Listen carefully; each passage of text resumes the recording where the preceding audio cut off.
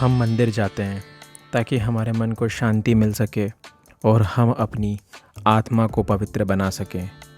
मंदिर में हम पूजा और ध्यान करते हुए अपने मन को शुद्ध करते हैं और अपनी भक्ति और आस्था को संबोधित करते हैं। चैत्र नवरात्रि का समय है और आज मैं एक मंदिर जाने जा रहा हूँ और उस मंदिर का नाम है गढ़खंखई माता जी मंदिर, जो कि रतलाम ज़िले के बाजना में स्थित है। हमारे देश का आधार धर्म और संस्कृति है। यहाँ जितने भी धर्म स्थल हैं वह सभी आस्था और विश्वास पर टिके हुए हैं। हर धार्मिक स्थान को लेकर कोई कथा है जो उसके नाम को सार्थक करती है। खास बात यह भी है कि देवी देवताओं और मंदिर के नाम भी किसी समय हुए किसी वाक्यों से जोड़कर रखे जाते हैं और वो नाम युगों युगों तक चर्चित रहता है। एक ऐसा ही मंदिर मध्य प्रदेश के रतलाम ज़िले में मौजूद है। यहाँ पर कभी शक्ति स्वरूपा देवी ने ऐसी खखार जो खांसी की तरह ली थी कि उसके वेग से पूरा किला ही ढह गया था। तो चलिए जिस मंदिर हम जा रहे हैं उसके इतिहास को भी खंगाल लिया जाए। गढ़खंखई माता मंदिर के बारे में कुछ रोचक बातें जानी जाए और फिर मंदिर का भ्रमण करेंगे। गढ़खंखई माता मंदिर 500 वर्ष पुराना है। सन 1500 के आसपास इसका निर्माण होना शुरू हुआ था। रतलाम बाजना रोड के पास में एक गांव राजापुरा है, वहां पर ये मंदिर स्थित है। इसी गांव में माही नदी के किनारे मां का दरबार सजा है। मंदिर के गर्भगृह में कांच की नक्काशी भक्त भीरूलाल द्वारा करवाई गई थी। माता जी के नाम को लेकर भी यहाँ पर काफ़ी एक रोमांचक किस्सा है। राजा रतन सिंह, जो कि रतलाम के राजा थे, वो काफ़ी अभिमानी थे। उन्होंने रतलाम गढ़ का निर्माण करवाना शुरू करवाया, पर उन्होंने माता को प्रणाम करने से मना कर दिया। माता ने क्रोध में आकर खंखार किया तो उसके वेग से ही निर्माणाधीन गढ़ बिखर गया। तभी से ये मंदिर गढ़खंखई के नाम से पहचाना जाता है। देवी का यह मंदिर रतलाम से 40 किलोमीटर दूर है। गढ़खंखई माता चैत्र नवरात्रि पे यहाँ पे काफ़ी बड़ा मेला लगता है। इस मेले में रतलाम के साथ साथ ही आसपास के नगर शिवगढ़, बाजना और रावटी के साथ ही जिले से लगे कई गांवों से हजारों भक्त माता जी के दर्शन के लिए आते हैं और खूब आनंद लेते हैं।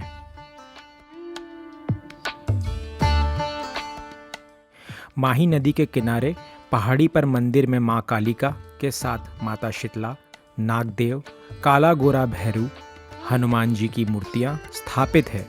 यह जगह आदिवासी समाज की भी आस्था का गहरा केंद्र है। गूगल अर्थ द्वारा इस मंदिर को देखने पर यह हमको मध्य प्रदेश में मिलेगा। कुछ ही दूर पर राजस्थान की आपको बॉर्डर दिखेगी और पास में आपको माही नदी भी जाती हुई दिखेगी।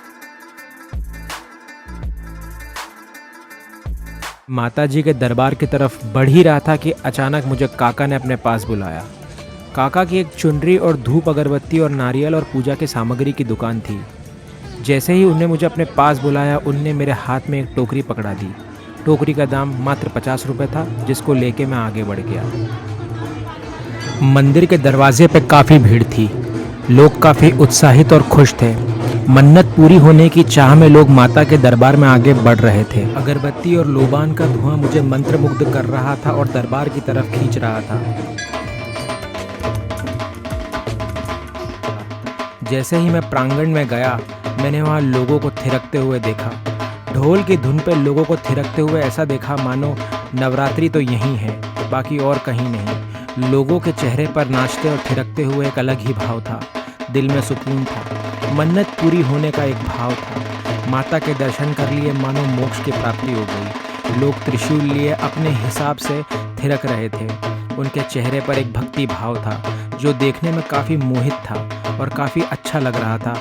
मानो कोई ऐसी जगह पे आया जहाँ पे किसी को किसी चीज़ से कोई मतलब नहीं, बस सब अपनी खुशी पाने के उसमें लगे हैं और सब अपनी खुशी में खुश हैं।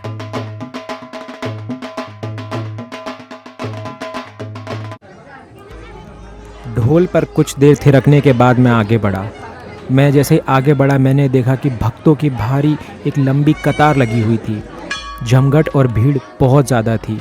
सब लोग अपनी मन्नतें पूरी करने का इंतज़ार कर रहे थे कि कब वो माता के दरबार में जाएं और अपनी मन्नत पूरी करने की मनोकामना कर पाएं।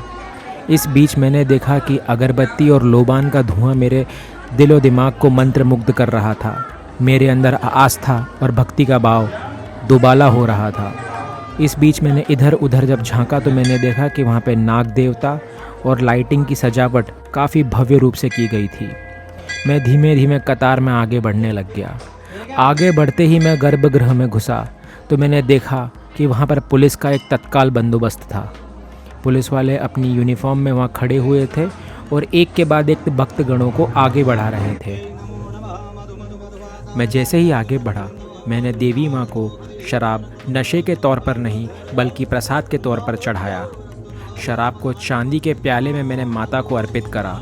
इस दौरान पुजारी जी ने अपनी आंखें बंद कर ली। मान्यता है कि कुछ पलों में ही प्याले से शराब गायब हो जाती है। मैंने शराब को भोग के रूप में लगाया ताकि माता प्रसन्न हो जाए और मेरी मन्नत या मनोकामना पूरी हो जाए। माता के दर्शन के लिए हज़ारों भक्त पहुंचते हैं, लेकिन सबको भोग लगाने की अनुमति नहीं होती है। इसके लिए भक्तों की आस्था को परखा जाता है। श्रद्धालुओं को माता को प्रसाद चढ़ाना हो तो पहले उसे बीड़ी, सिगरेट, जर्दा, तंबाकू और चमड़े की बेल्ट व पर्स को मंदिर के बाहर निकाल कर आना होता है।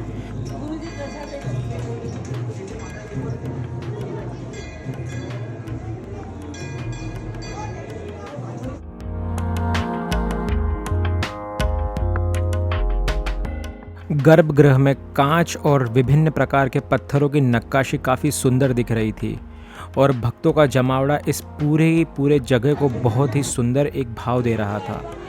बाहर हमने शेर भगवान जो माता जी के वाहन हैं उनके भी दर्शन। माता जी के मंदिर के पड़ोस में ही हनुमान जी का मंदिर था।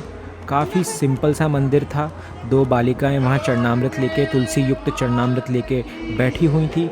मैंने अपना हाथ आगे बढ़ाया, चरणामृत ग्रहण किया और जैसे ही चरणामृत को मैंने मेरे गले से उतारा, चरणामृत का घूंट जैसे ही मेरे शरीर में गया, एक ही आवाज़ निकली, वाह! आराम आ गया, प्रसन्न हो गया है मन। भक्ति भाव दुगना हो गया था। मंदिर से बाहर मैं निकला तो मैंने देखा कि मंदिर का आंगन काफ़ी बड़ा था। कई प्रकार के लोग वहाँ पे अपनी मस्ती में लगे हुए थे। कुछ जगह कीर्तन चल रहा था। छोटे छोटे बच्चे नए नए खिलौनों से खेल के अपने मन को बहला रहे थे और वो नए नए प्रकार के खिलौनों की चर्चा भी कर रहे थे।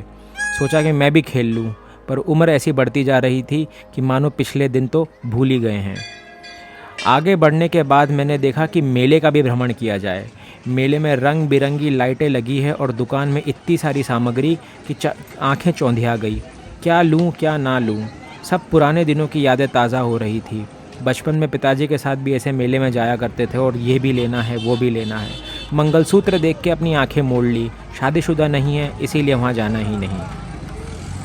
कुछ देर आगे बढ़ने के बाद मेरी खाने पे नज़र पहुँची और देखा कि गरम तेल में बेसन और प्याज के पकौड़े तले जा रहे थे। मुंह में तो पानी आ ही गया था। लंबे समय से कतार में लगने के बाद में मैंने पकौड़ों का भी नाश्ता किया। कुछ खिलौने भी थे जो बच्चों की वहाँ काफ़ी भीड़ लगी हुई थी। पुराने खिलौने आपको ऐसे ही आदिवासी क्षेत्र में जनजाति भरे एरिया में देखने को मिलेंगे।